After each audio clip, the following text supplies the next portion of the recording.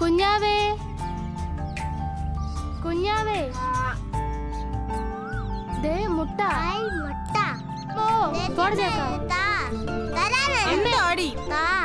അമ്മേ, കുഞ്ഞാവേ എന്നോട് വഴക്ക് പഠിക്കുക. ഇപ്പൊ മുട്ട പൊട്ടിയ മുട്ട ഇങ്ങോട്ട് താ, നീ പോയി പഠിക്ക്. Dispersion is a phenomenon of splitting up composite light into its constant colors. The regular array of the colors formed by the dispersion is visible spectrum. The light undergoes refraction when it enters the prism obliquely and when it comes out of the prism. It enters the deviation depends on the wavelength. Therefore, the wave undergoes deviation at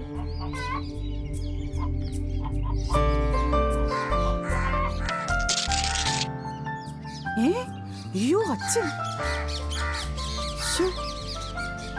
Isho മിശിഹായ്ക്ക് സ്തുതിയായിരിക്കട്ടെ. എപ്പോഴും സ്തുതിയായിരിക്കട്ടെ. അച്ഛ, കയറിയിരിക്കാൻ ഞങ്ങൾ ഇരിക്കുന്നില്ല, ഭവന സന്ദർശനമാണ്. ഞാൻ നിങ്ങൾക്കായി പ്രത്യേകം പ്രാർത്ഥിക്കുന്നുണ്ട്. ഒരു വീടുണ്ടാകും, കർത്താവ് വഴി കാട്ടും. മുട്ടിപ്പായി പ്രാർത്ഥിക്കും. ശരി അച്ഛോ. ആ കൊള്ളാമല്ലോ. മോൻ വരച്ചതാ അല്ലേ മോനെ? കൊച്ചുമെടുക്ക, ഇങ്ങ് വന്നേ, ഇത് അച്ഛന് തരാമോ? മോൻ എന്താ വരച്ചിരിക്കുന്നത്? മോൻ പ്രാർത്ഥിച്ചാ മതി, ഇതുപോലൊരു വീട് ഈശോ തരും. ഈ വീഡിയോ ഫാദർ തോമസ് പ്ലാപ്രമിലിന്റെ ജീവിതമാണ്. ഒരുപാട് അശരണർക്ക് താങ്ങും തണലുമാകാൻ വേണ്ടി ദൈവം നിശ്ചയിച്ചിട്ടുള്ള വ്യക്തികളിൽ ഒരാൾ.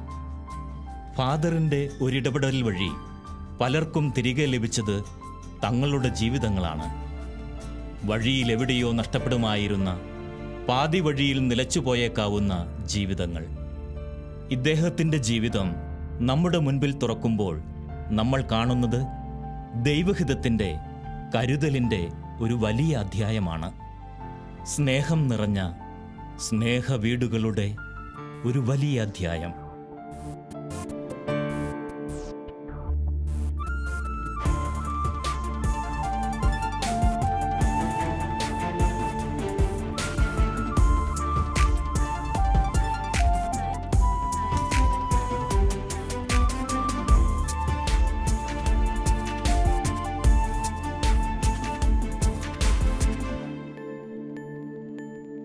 തൻ്റെ പൗരോഹിത്യ ജീവിതം തുടങ്ങുമ്പോൾ എല്ലാവരെയും പോലെ ഒരു സാധാരണ അച്ഛൻ മാത്രമായിരുന്നു ഫാദർ തോമസ് പ്ലാപ്പറമ്പിൽ.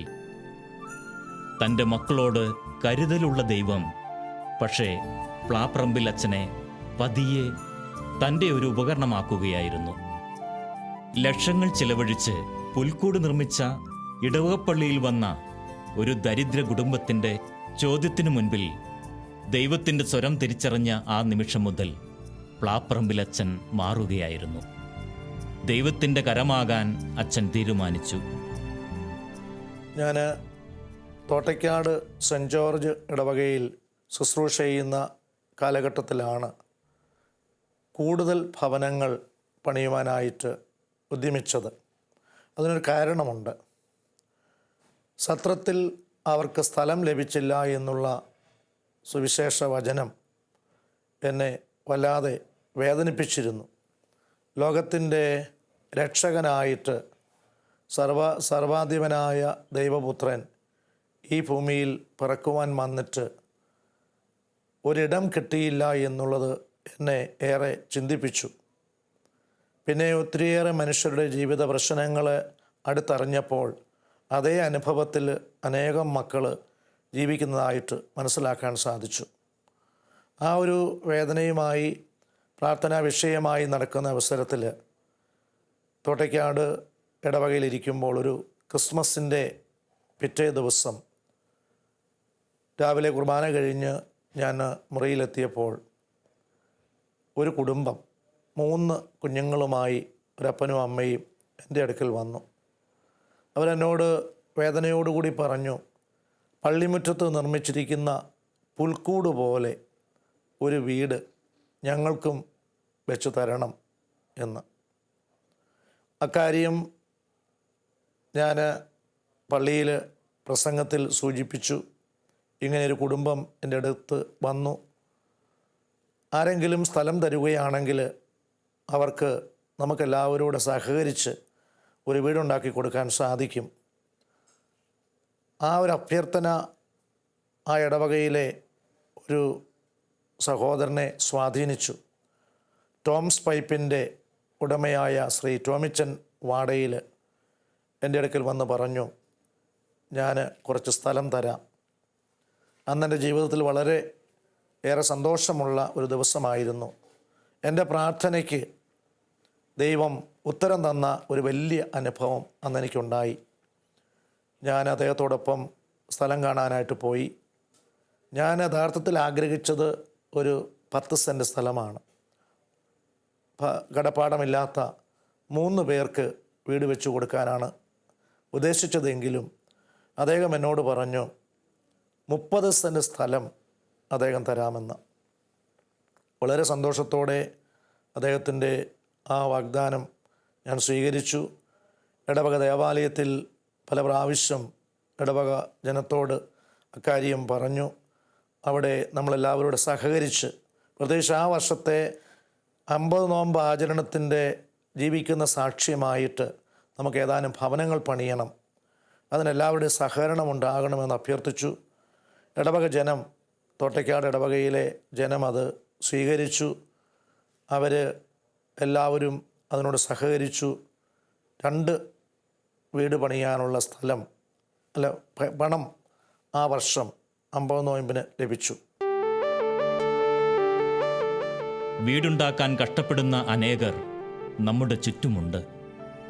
നാളുകളെടുത്ത് കഷ്ടപ്പെട്ട് ഒരുപാട് ത്യാഗങ്ങൾ സഹിച്ച് കടമെടുത്ത് ഇവർ വീടുകൾ പൂർത്തിയാക്കുന്നു. അവിടെയാണ് പ്ലാപ്പറമ്പിലച്ചൻ വ്യത്യസ്തനാകുന്നത്. ഒരു വീടിൻ്റെ കല്ലിടുന്ന അന്ന് തന്നെ വെഞ്ചരിപ്പിനുള്ള ദിവസം നിശ്ചയിക്കുന്നു. എല്ലാം ദൈവത്തിന് സമർപ്പിച്ച് പണികൾ ആരംഭിക്കുന്നു. പറഞ്ഞ ദിവസം തന്നെ പണികൾ പൂർത്തിയാക്കാനുള്ള കൃപ ദൈവം അച്ഛന് നൽകുന്നു. ഈയൊരു നിയോഗത്തിലേക്കായി തങ്ങളുടെ സ്വത്തുക്കൾ ദാനം ചെയ്യുന്ന സമ്പന്നർ, വിളകളിൽ നിന്നും വിഹിതം നൽകുന്ന കർഷകർ, കുടുക്കുകൾ പൊട്ടിക്കുന്ന കുട്ടികൾ, ഇവരെല്ലാം ചേരുമ്പോൾ ദൈവം വസിക്കുന്ന ഒരു ഭവനം ഒരുങ്ങുകയാണ്.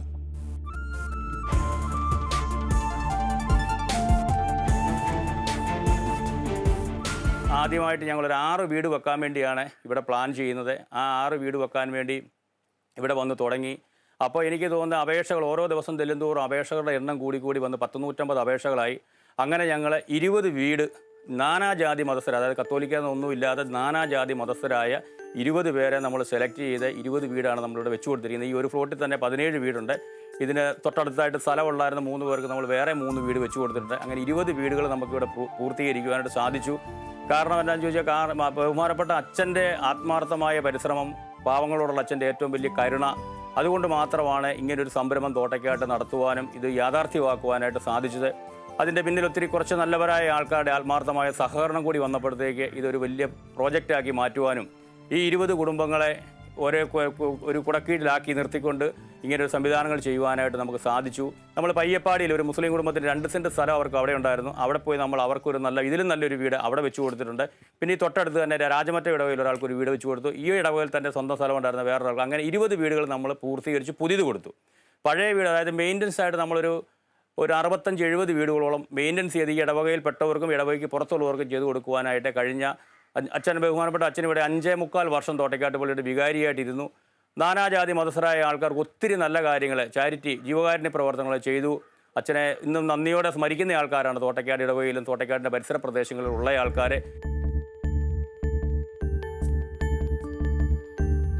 എല്ലാ സുഖസൗകര്യങ്ങളോടെയും ജീവിക്കുന്ന ഒരാൾക്ക് തല ചായ്ക്കാൻ ഇടമില്ലാത്തവൻ്റെ വേദന മനസ്സിലാകുന്നിടത്ത് സ്നേഹവീടുകൾ ഉയരുന്നു. അപരൻ്റെ വേദന തൻ്റേതായി സ്വീകരിക്കുമ്പോൾ അവിടെ ക്രിസ്തുവിൻ്റെ സുവിശേഷം ജീവിക്കുന്നു. പുൽക്കൂട്ടിൽ ആരംഭിച്ച് കാൽവരിയിൽ യാഗമായി തീർന്ന ആ വലിയ കാരുണ്യത്തിൻ്റെ പിന്തുടർച്ചക്കാരായവരിലൂടെ തൻ്റെ അയൽക്കാരൻ്റെ വേദന മനസ്സിലാക്കുന്നിടത്താണ് ഓരോ ക്രിസ്ത്യാനിയും ക്രിസ്തുവിൻ്റെ അനുയായികൾ ആകുന്നത്. വീടില്ലാതെ നമ്മൾ ഒത്തിരി ദുരിതപ്പെട്ടിരുന്നു. ഒത്തിരി സങ്കടപ്പെട്ടിരുന്നു. എന്നും കരച്ചില്ലായിരുന്നു. ഒരു ദിവസം പോലും കരയാതെ കിടന്നിട്ടില്ല. എന്നാന്ന് ചോദിച്ചു കഴിഞ്ഞാൽ നമുക്ക് അത്രയ്ക്ക് ഇതായിരുന്നു. അങ്ങനെ പ്രാർത്ഥിച്ചാണ് അച്ഛൻ്റെ കയ്യിൽ അപേക്ഷ കൊടുക്കുകയും അങ്ങനെ ഞങ്ങൾക്ക് സാധിച്ചു തരികയും ചെയ്തത്. ദൈവം അത്ഭുതകരമായിട്ട് വഴി നടത്തിയ ഒരു അനുഭവമാണ് എനിക്ക് പറയുവാനുള്ളത്. മരുഭൂമിയിലൂടെ യാത്ര ചെയ്ത ഇസ്രായേൽ ജനത്തിന് വിശന്നപ്പോൾ മന്നായും കാടപ്പക്ഷിയും ദാഹിച്ചപ്പോൾ പാറയിൽ നിന്ന് ജലവും കൊടുത്തതുപോലെ ഈ ഭവന നിർമ്മാണ പദ്ധതി ആരംഭിച്ച് പൂർത്തിയാക്കുന്നിടം വരെ പ്രതീക്ഷിക്കാത്ത ആളുകളിലൂടെ, സ്ഥാപനങ്ങളിലൂടെ ഒക്കെ ദൈവം ഈ സംരംഭത്തോട് സഹകരിക്കുവാനായിട്ട് സഹായവുമായിട്ട് പറഞ്ഞു വിട്ടു. ഇങ്ങനെയൊക്കെയുള്ള ഒരു പ്രവർത്തനത്തിൽ ഏർപ്പെടുമ്പോൾ പല ഭാഗത്തു നിന്നും പലതരത്തിലുള്ള ആക്ഷേപങ്ങളും ബുദ്ധിമുട്ടുകളും വിമർശനങ്ങളും ഒക്കെ ഉണ്ടായിരുന്നെങ്കിലും ദൈവത്തിൻ്റെ അത്ഭുതകരമായ ഈ ഇടപെടൽ ഇങ്ങനെയുള്ള കാര്യങ്ങളുമായിട്ട് മുന്നോട്ട് പോകുവാനായിട്ട് എന്നെ സഹായിച്ചു.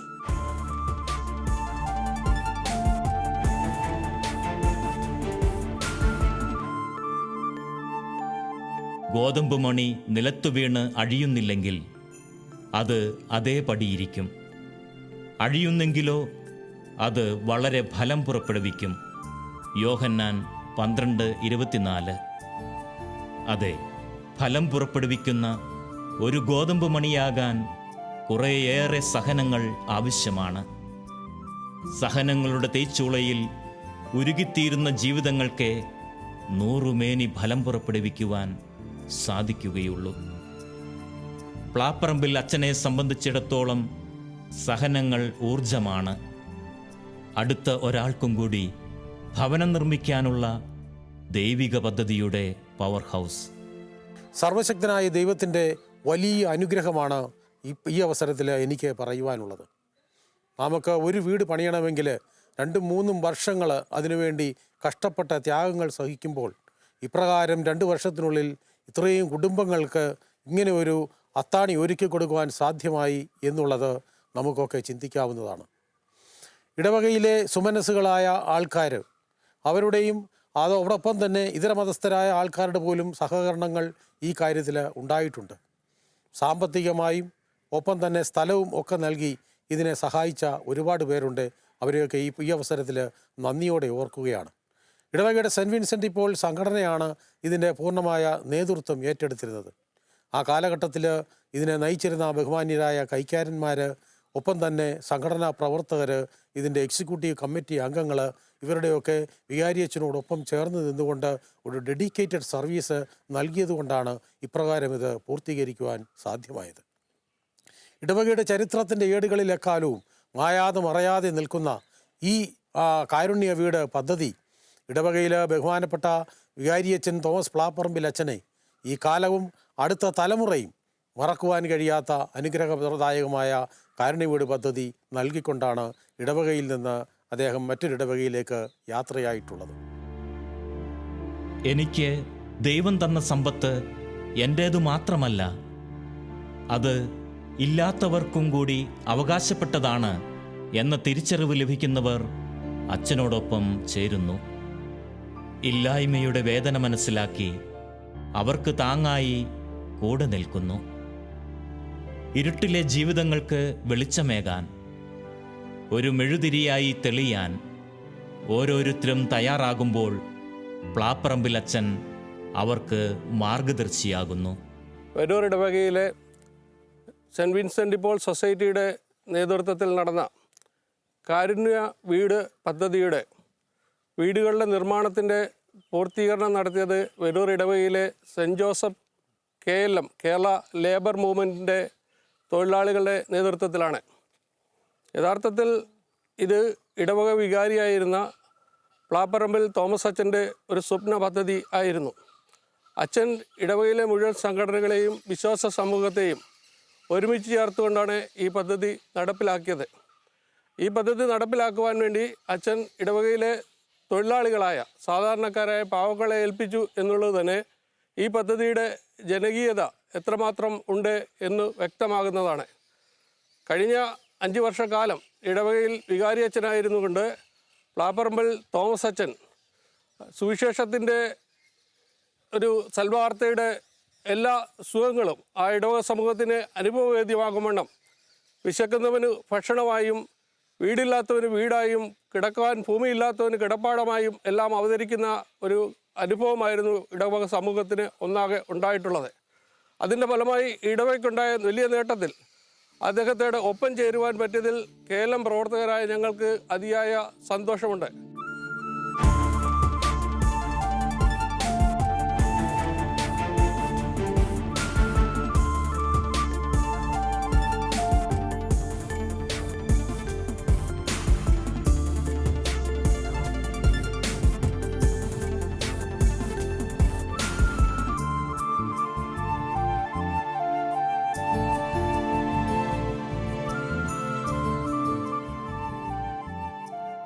വർഷങ്ങളായിട്ട് വാടക വീടുകൾ മാറി മാറി താമസിച്ചവർക്കാണ് സ്വന്തമായിട്ട് ഒരു കിടപ്പാടവും വീടും ലഭിച്ചപ്പോൾ അവരുടെ ദുഃഖവെള്ളിയാഴ്ച അനുഭവങ്ങൾ മാറി ഉത്ഥാന അനുഭവത്തിലേക്ക് അവർ വന്നു. അവരുടെ മുഖത്തെ ആ സന്തോഷവും അവരുടെ ജീവിതത്തിൽ അനുഭവപ്പെടുന്ന സുരക്ഷിതത്വവും ഒക്കെ കൂടുതൽ ഇങ്ങനെയുള്ള കാര്യങ്ങൾ ചെയ്യുവാനായിട്ട് എനിക്ക് പ്രചോദനമായിട്ട് തീരുകയാണ്. പിന്നെ ഈ ഒരു ശുശ്രൂഷയിൽ ഏർപ്പെട്ടപ്പോൾ വളരെയേറെ പീഡാസഹനങ്ങളും ബുദ്ധിമുട്ടുകളും വിമർശനങ്ങളും ആരോപണങ്ങളും ഒക്കെ കേൾക്കേണ്ടി വന്നിട്ടുണ്ട്. കുരിശില്ലാതെ കിരീടമില്ല. മറ്റുള്ളവർക്ക് ഉത്ഥാനാനുഭവം കൊടുക്കുവാനാണല്ലോ നമ്മുടെ കർത്താവ് നമ്മോട് ആവശ്യപ്പെട്ടിരിക്കുന്നത്. ഉത്ഥാനാനുഭവം കൊടുക്കണമെങ്കിൽ പീഡാനുഭവ വെള്ളിയിലൂടെ കടന്നുപോയേ പറ്റൂ. അനേകം കുടുംബങ്ങൾക്ക് ഉയർപ്പിൻ്റെ അനുഭവം, പ്രത്യാശയുടെ, സന്തോഷത്തിൻ്റെ, സമാധാനത്തിൻ്റെ അനുഭവം കൊടുക്കാൻ സാധിച്ചു ഈ കാരുണ്യ വീട് പദ്ധതിയിലൂടെ. എൻ്റെ പൗരോഹിത്യ ജീവിതത്തിന് തന്നെ ഒരു വലിയ അർത്ഥം,